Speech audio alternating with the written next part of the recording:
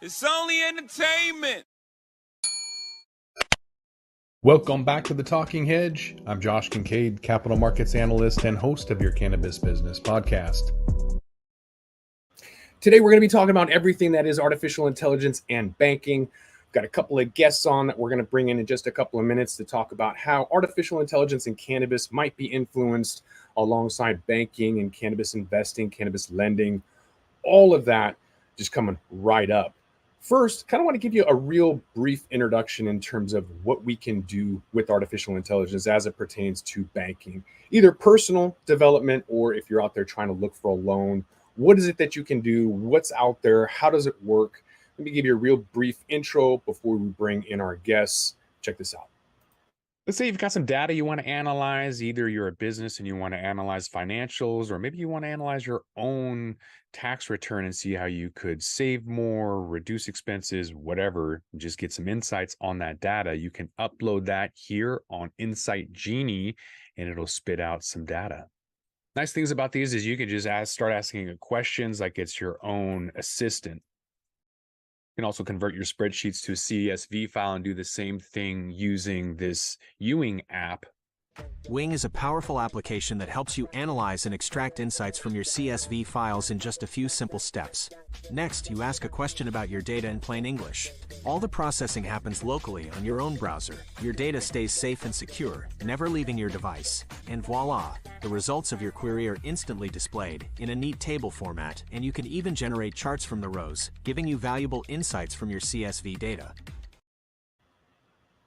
All right, let's bring on our first guest. We'll dive into a little bit more about that, chat with Jesse Redmond. Jesse, how's it going? I'm good, Josh. How are you? Doing well. Jesse Redmond, he's the head of cannabis at Water Tower Research. Water Tower Research is a leading equity research boutique providing in-depth analysis and market insight for institutional investors. Jesse, thanks again for being back on the Talking Hedge. How are you personally using artificial intelligence, either like on your own time or for work? Yeah, so I haven't done too much on my own time, but for work, I definitely see the potential value in it. And I look at it from two perspectives, Josh. One is that there's a tremendous amount of information that's coming at us. Let's say I cover the cannabis universe, and there's, let's say, 50 interesting names, whether it's news releases, earnings results, new store openings, new products. And there's all sorts of things coming out every day in terms of news. And some of those things are short enough and easy to understand. You know, Verano releases a new series of live rosin products. I can read that paragraph pretty quickly, and I don't need AI to help me there. But sometimes there's longer news releases or stories where I would like a concise summary of it because I don't need to go super deep on it, but I want to understand the bottom line. So I see utility in summarizing things to be able to absorb more content more quickly. So that's one area that I've tried to find value. And the other thing, Josh, is that my main job at Water Tower Research is writing research. We do the audiovisual stuff. We have a podcast. I like Twitter Spaces. We do the fireside chats over Zoom. But a lot of what we do is writing. And so I'll write on the quarters. I'll write about new stores. I did a piece about, the California cannabis market. And I also write a piece weekly called The Highlights, which is summarizing news for the week. And so specifically for that piece called The Highlights, I've been hoping to find some value because what I do there is I cover the top 5 or 6 news stories in the cannabis space. And it's a lot of work to read 3 or 4 articles on a topic and then do that summary for yourself, especially during earnings seasons where we are right now. I just spent my last weekend, doing 6 hours of summaries of the big earnings reports from last week. And so I tried looking at it from those two perspectives, summarizing longer articles and writing content. And I did that using ChatGPT and also the Distiller app. Mm-hmm. Yeah, that's a good point because there's a lot of information out there. I went down some rabbit hole on some patent that I didn't really understand. So I threw it into Google's Bard. I've been noticing that ChatGPT is having some issues. It no longer can read URLs anymore. Or at least the free version can't. So Bard, I'm having to have to insert that, but it is useful to summarize that stuff. Let's take a look at maybe a couple other options in terms of people want to grab either news stories, or if it's cannabis related, investment related, and just get kind of a summarized news feed story and what that might look like. Let's check this out. we're all busy, so trying to find the right news can be kind of difficult. Here's an aggregation site called current.report, bringing in all kinds of different news depending on what you want: politics, finance, business, pop culture, sports, whatever, and gives you this nice little feed. You can also get articles sent to your inbox with spinreactor.ai. They're based on ChatGPT and an aggregate source as well. So this is supposed to be free from bias and prejudice or editorialization, to give you just the facts, all sent to your inbox. Just like Google Alerts, there's other, news briefs that you can be alerted to, like bulletpoints.news, that say you don't want to miss out on the news on XRP not being ruled a security, and some chatter that it might be included in the central bank digital coins. You can just click for whatever news you want to be alerted to in the past day, past week, whatever. And then you can see all of the articles written by AI based on that particular subject matter. If you haven't checked out the Chrome extensions, there are a lot of them. I use AI PRM for ChatGPT. This is all for Chrome extensions. Phantom is another Chrome extension. This can also write articles for you based on a URL or YouTube video. For those a little bit more savvy, there's API connections, and with that, you can get a whole bunch of options as well. AI as a service, aggregate news, financial analysis. So a lot of options out there to make your life a lot easier, a lot of data to summarize it, give you exactly what you need when you need it, and then be able to make some content with that. So to what your point, Jesse, what you're talking about is writing stuff. I've seen individuals use ChatGPT to create the content that they're writing. Then they use something like Midjourney to create images, and then they'll use an AI voice like 11.io to create an AI voice, and then you have your storyline. So you have your imagery, your voice, the content, everything just artificially intelligence created to kind of create content and then get that as well. And I do the same thing for some of my shorts. Without AI, I wouldn't on my podcast, I wouldn't do short videos. And so I'll take a news clip, I'll cut it down to 60 seconds, and then ask for a title, ask for a description, ask for social media for Twitter, including hashtags. And all of that is done on ChatGPT through that extension that I mentioned. And that extension has what's called a prompt chain. So just like VBA or macros, and you can stack those one on top of another to automate your Excel spreadsheet, a prompt chain in ChatGPT can create multiple prompts, so you don't have to keep saying, oh, now do this, now do this, now do this. It's not tedious, but or maybe it is tedious, but not time consuming. And one of the challenges I've found, Josh, is that if I feed in a news story and I'll say summarize this as a common command, and this oftentimes the result I get back feels a bit robotic or like a first year intern wrote it. And so if I just gave it to somebody for a summary, kind of real high level, I feel like it would have utility. But the challenge I've found in really finding value in these solutions is that I feel like people are looking for a bit of a qualitative assessment of what's really important in the article or what's really important in this quarter. And it doesn't seem like, from what I can tell, that ChatGPT in particular nails that. It summarizes what it has available, but as you know, Josh, in these quarters, sometimes companies will intentionally highlight things that benefit them and leave off the fact that they, deferred 50 million in income taxes payable, for example. And so I've messed around with ChatGPT for summaries, but I haven't found for something I want to share with my audience that the quality is there. And I feel like maybe it could be a starting point for something. Then you go in and heavily edit. But I just feel like so far it's been a little bit too robotic feeling for me. Is that something you've encountered, or do you have any tips for overcoming that? I do. I have encountered that, and I do have a tip before we bring Danielle on. The tip is to use a prompt enhancer. So go to there's an AI for that.com and type in prompt enhancer, and you'll get a lot of ways to say, hey, summarize this, and it'll give you a lot more verbose responses for the tone, the professionalism, the description, and really give you all of the missing things that you don't have from summarize this. Okay. Yeah. Let's bring on Danielle Harden. Danielle, how are you? I'm good. How are you, Josh? Doing good. So Danielle Harden, Chief Operating Officer at Paybotic Financial. Paybotic Financial is a digital financial solutions provider specifically designed for cannabis-related businesses and their customers, delivering embedded financial solutions to increase value, reduce costs, and streamline transaction processing. Danielle, thanks for being with us on the Talking Hedge. Thank you for having me. Yeah.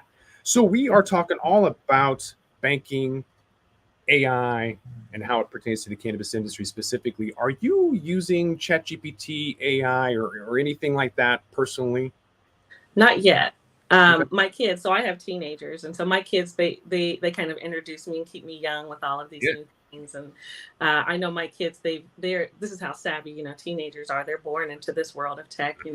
They create tech, people they can text using, AI, and then they laugh because they get these, specific answers based off of this character that they create. And so I have kids who are into anime and into sports, and they think it's very funny to create, these AI versions of, something, right? And then get answers from it based off of that. And I think it's very interesting to see how, like I said, these teenagers and these kids from this generation, they are born into a time where they know how to code and they know all these things, and they know this very kind of progressive and forward thinking way of using technology every day.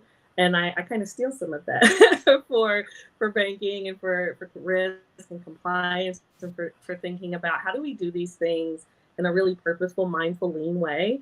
And I think that's the greatest thing about AI and what it can do for the, not just for banking in general, which, in my past I've seen, but for cannabis specifically, where we see a lot more of the, regulatory scrutiny and, legal oversight over it. How do we use AI? How do we use machine learning and bots to kind of meet that need? I think that's going to be really interesting here. I think from an investment standpoint, I know Jesse's got kids and he's probably looking at his kids' fashion as an investment strategy or whatever else, because there's things that they have access to that people don't. So definitely an avenue to be looking at. And I think they're probably still using it for schooling. I know I would be. If nothing else, ideation, right? Kind of create a summary or an outline, and then I'll fill in the blanks. There's a lot of tools for that, no doubt. Absolutely. Yeah.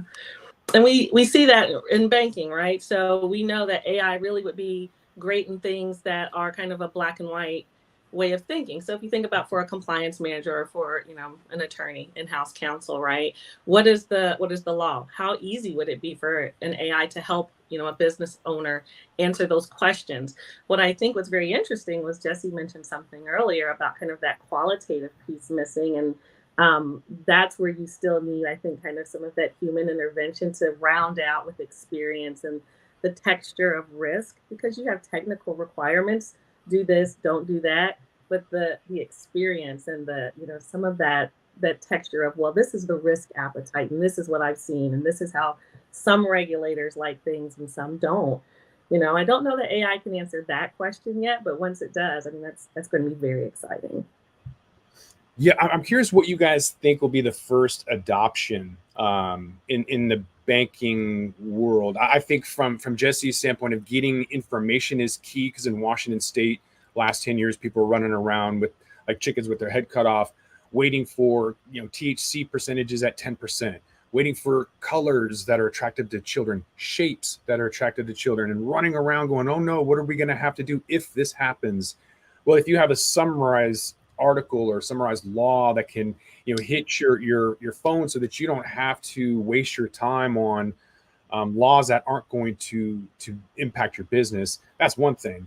I also think that risk management is probably, in my opinion, going to be the first implementation, because if you can upload your tax returns, your wages, and your expenses, AI should be able to look at those numbers and tell you where that risk is at. So I'm assuming that, or I'm going to take an educated guess that lending is going to be the first adoption for that risk management, as they're looking to lend to the cannabis space or even open up a checking account. Yeah. You guys have opinions? Absolutely. So if you think about how each state kind of has their own governance and their own laws around cannabis, medical or recreational, in some places you could probably get down to the borough, especially when we start talking about lending, right? and usury laws, especially when we're talking about commercial businesses.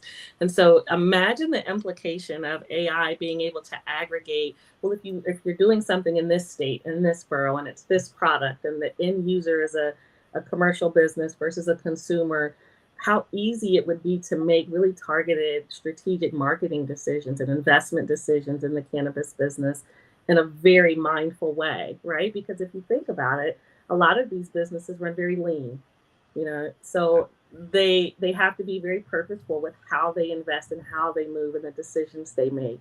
And an informed decision is always going to be the best decision, right? So I mean, risk management really is helping you make those informed decisions, and that maybe to be specific to what your risk tolerance is. If you have a very low risk tolerance, then and you have all of this information, and it says this is the best option, that's amazing. That's really amazing. Yeah, I run a hedge fund that uses all AI and ML, and we're developing a financial plan that takes in all of this financial information and then Yeah. spits out that financial plan specifically for them, including asset allocation and what their specific risk tolerances are. And it's going to be pretty Yeah. awesome. I'm excited about it. Yeah. Jesse, where do you see in the cannabis space AI implementing? Um,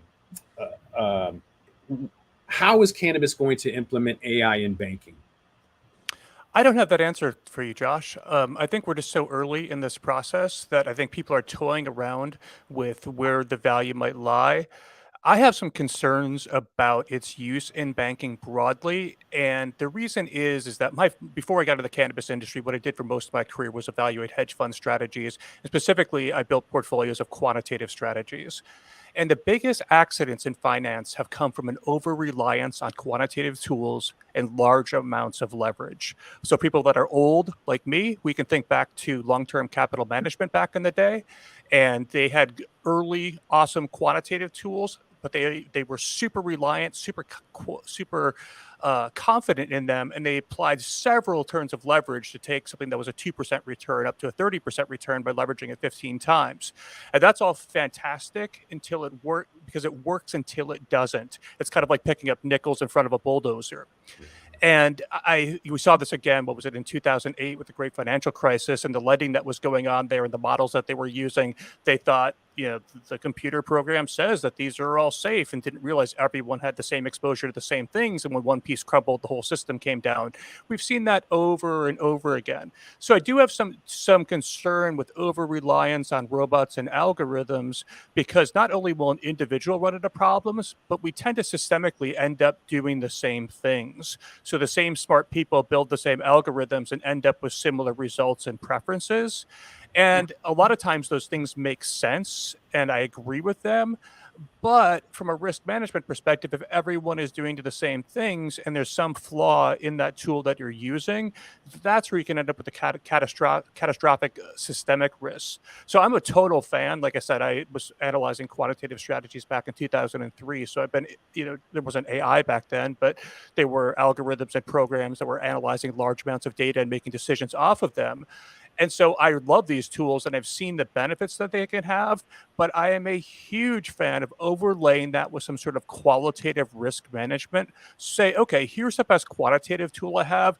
Let this comb through the data, but don't let it do everything for you. Have someone be checking in on this to say, does this make sense? Is there some potential we're all doing the same thing? And is there some potential that we're missing something along the way? Because I've just seen so many accidents happen, like I said, with LTCM and in 2008, and probably a bunch that I'm not thinking of right now. And I think that it's possible that with AI, that we could all end up with this doing the same thing with the same preferences in our model. And if there's a flaw or things unwind, I think there could be some enhanced systemic risk from it. Yeah. That long-term capital management company, that was a good example. There's also flash crashes that people have seen those in the stock market, where it just drops for no reason because all the algos have the same opinion, that they're in the same mood at the same time. Yep. Well, they're all programmed, right? As Jesse was saying, if everyone in one industry is going, oh, this is the hot thing, then all of the algorithms, all of the AI is programmed by someone, groups of someone who are all thinking we want to go in that same direction. And if we're all using that same model and that same thinking, well, it's all programmed the same way. And then we're all going to experience kind of that exact same '08 type of thing where, we're all experiencing a crash, or because we're all using some of that very same logic. That is the interesting thing about AI, is that it's still something that humans are programming, right? And they are still using the things that we know and that we experience in the world to come up with those programs and the appetite for the industry. If the industry says we want to do subprime lending, how do we make that happen? Well, then everyone goes out and starts building these models and these algorithms for how to do that. And so, Jesse, I agree. That is absolutely one of the things we should always be very careful about. As we think about the implication for AI and for any of these things for banking, especially for cannabis banking, where we have these kind of vulnerable, underbanked populations of small businesses who need banking. They're already coming from a disadvantage, right? So you don't want to further that disadvantage with something that you think is helpful, but then in the end, kind of has a negative impact. Which I think if any of us who are bankers, or we learned from '08 that you may be intending to do something really, maybe really helpful for a population, but it doesn't always end up turning out that way. And so we should definitely take that lesson with us as we move forward. Yeah, let me jump on the back of that and ask you from a end user perspective, do you think that these tools will be picked up? I think that's a loaded question because my answer is hell no. I was in banking for a long time, and I feel it's a really, really long uphill battle with people and Americans and their finances, and they're just really not interested in being financially aware, fiscally sound. It's like they just don't care. They want socialism. They want somebody else to take care of their bank account, it seems like. And it's really depressing to me.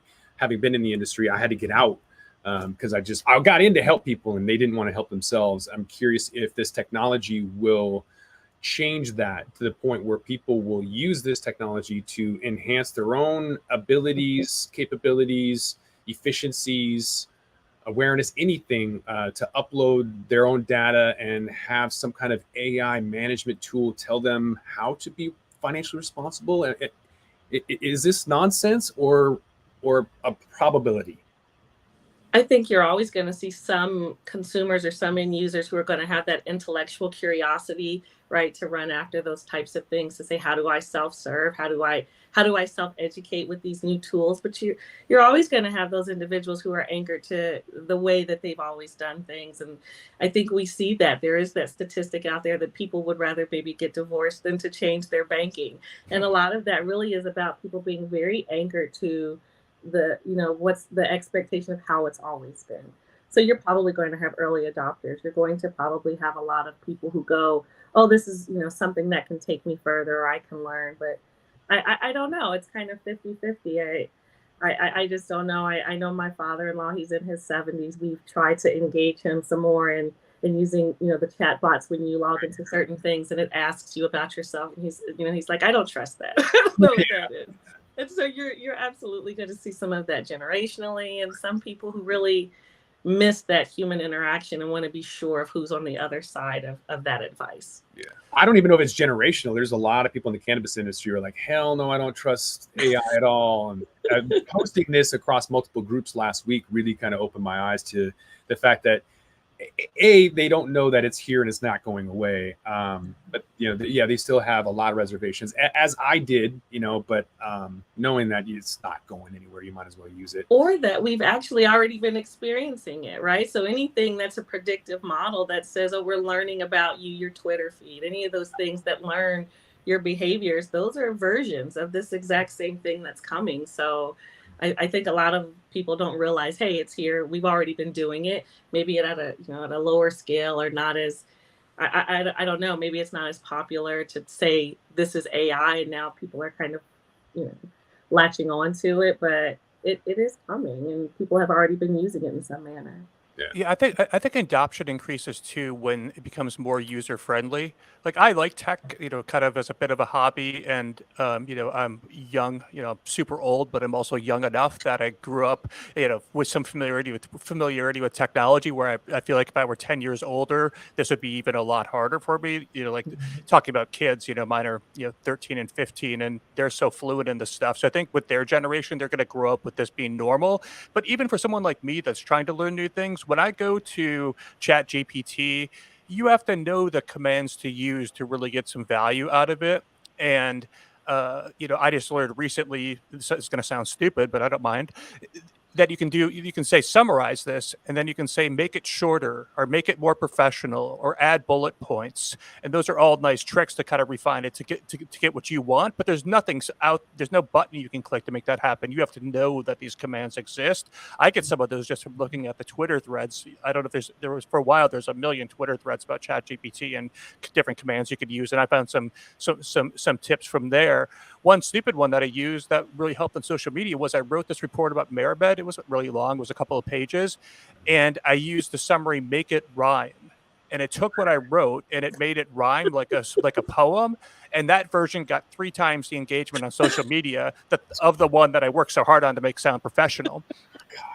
And so, yeah, I don't know what that says about us, but I guess people like new funny things. But I say that all in the spirit of that. I think when the tools, as Danielle was saying, when you don't know you're using them, or when it's a button click rather than putting in a prompt that people don't know, that's what I think you'll start to see more adoption. I think at this point you still have to be pretty tech savvy, and like to look at the more innovative stuff in order to get involved in these sort of things. And the other thing on that distiller app was I didn't see that as being any better than ChatGPT, and it limits you to 1 free story a day.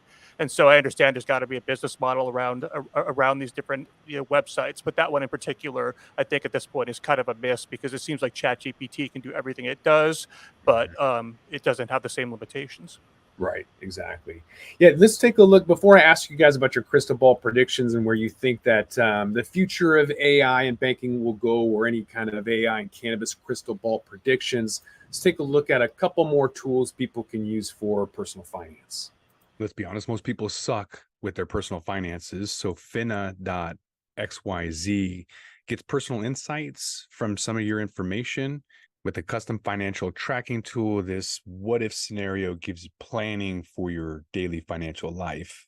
On more of the business side, there's an AI powered bookkeeping and finance for startups called TrueWind, and they're using AI to help lessen errors, give more transparency, make faster decisions. That includes fundraising too for some startups. So they have financial models, scenario analysis, scalability, all these little tools.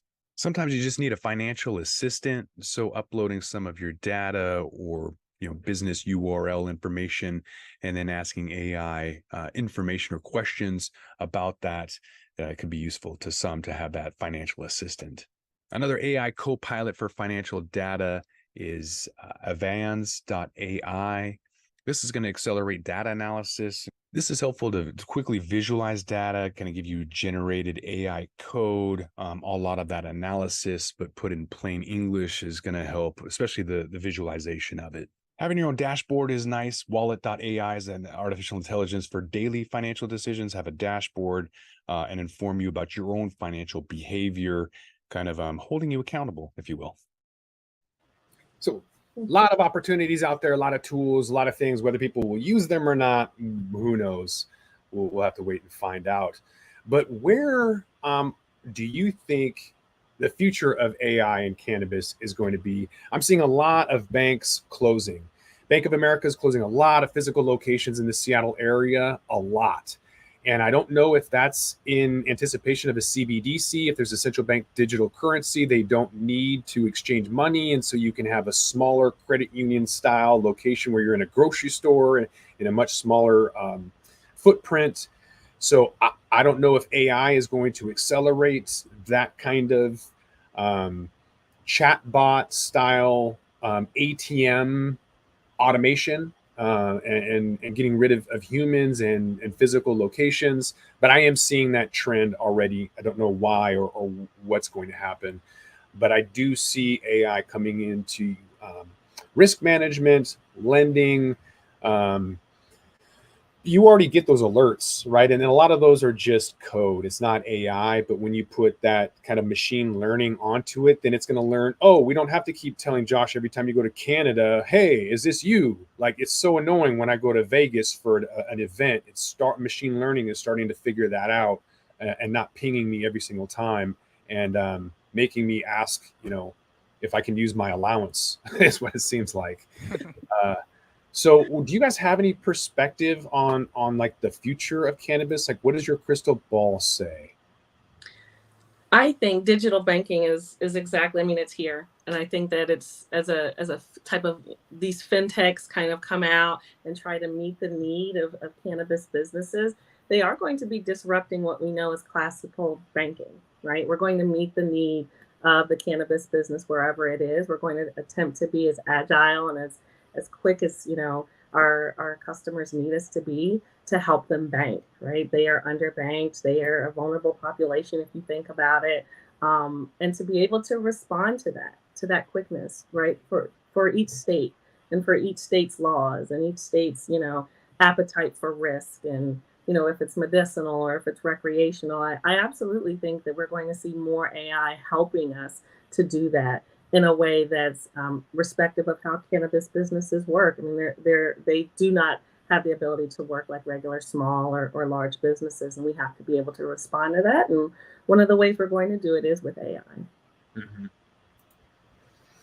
Jesse, you got anything? Yeah, so I think that one of the challenges, so first of all, the cannabis industry is super hard, right? And especially is hard on the lending side. A lot of people need money because we don't have safe banking. There's a limited amount of lenders out there.